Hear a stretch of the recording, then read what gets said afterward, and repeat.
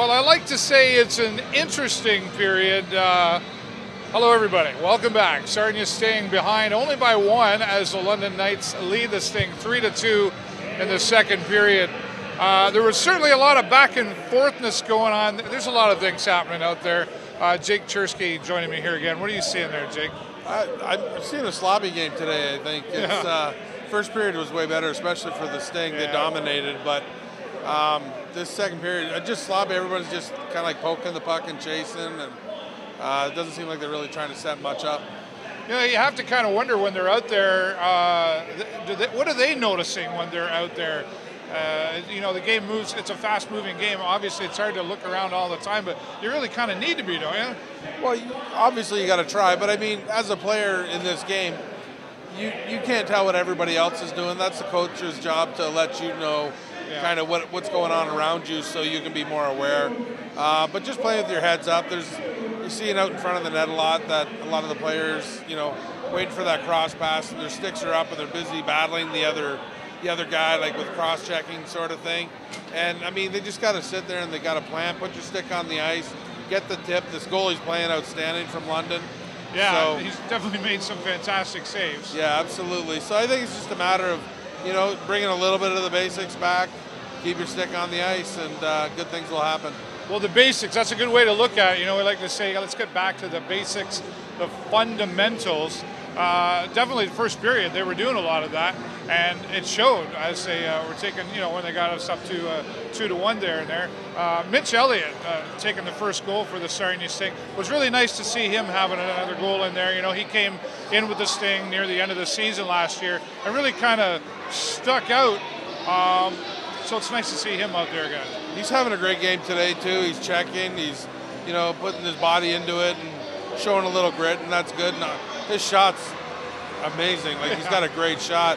I was just mentioning to somebody as I watched him take a slap shot from the blue line, and it was just like, my goodness, he's got a great shot. Yeah. So it'll be interesting to see if maybe Mitch can save us today. Yeah, for sure. Well, the whole team has to work together, obviously. You know, another one I always like to mention, he's kind of a favorite, is Franco Sproverio. You know, he's I mean, he hasn't taken any goals or anything today, obviously, but he's always right there.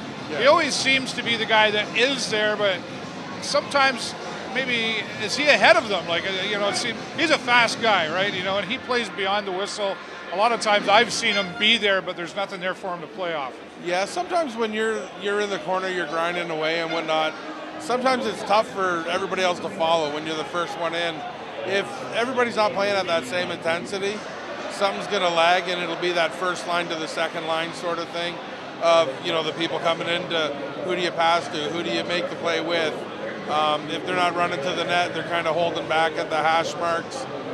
You know, you got to keep up with that good guy, at least another guy, so he can be the playmaker instead of, you know, the goal scorer obviously gets all the newspaper, but it's a playmaker that should be getting all the newspaper awards. Yeah, there you go. Aiden Hughes in that still for the Sarnia Sting.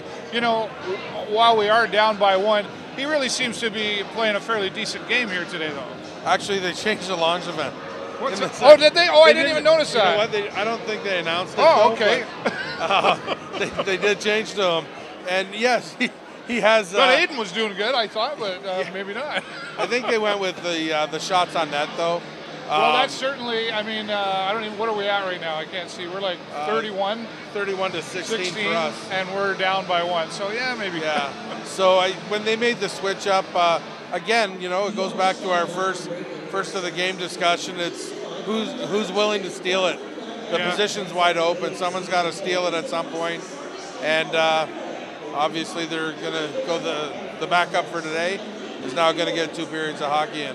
Yeah, well, you're right. Maybe there's a bit of, like you say, who's going to be the lead guy here? And we did see all 3 have been played. We talked about Blair Coffin before. It wasn't really, it wasn't a shining moment for him in that game against Mississauga, but we'll see what happens now. I guess if Ethan comes back out here in the 3rd period, are we going to see some changes? If you were in the locker room and you were that coach right now, what's the conversation? My big thing is hit. I mean, it doesn't have to be a blockbuster hit to knock them out of the game, but every time a London guy touches the puck, there should be a Sarnia guy touching him, just to let him know that he's got to maybe hurry his pass. He's got to keep his head up in case he's going to receive a pass. I think once you take that integrity out of the game for them, it's well, psychologically it scares you a little bit. Nobody wants to get hit, especially in today's hockey. It's almost like you're not allowed to hit anymore. Yeah. And I think by putting that back into the game, it'll make that one pass not as crisp. They'll choke up the puck. And then obviously from that, once you get the puck back, you got to take advantage of their losses and bury a couple pucks past this goalie, and he's really good. So send the message and then be prepared to deliver the message, right? Absolutely. Yeah, perfect. All right, Jake Cherski joining us once again. Thanks, Jake. And by the way, let's give him a plug. Your Philly Cheese Jake's is still down at 988 Confederation Street. Very delicious, yummy. How's it going down there? You've been sharing some cool stuff on Facebook. Yeah, we did a $50 giveaway the other day, and seeing that I thought I was going to win the Lotto Max, I decided I was going to give about 10 million of that away.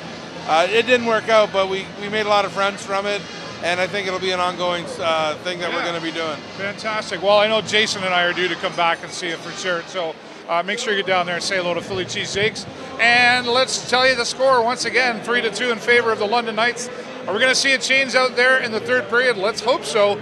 We'll keep you posted, of course, on all of our social media. Once again, broadcasting for the show live on location with the Video Show Network, my friend Jake Cherski joining me.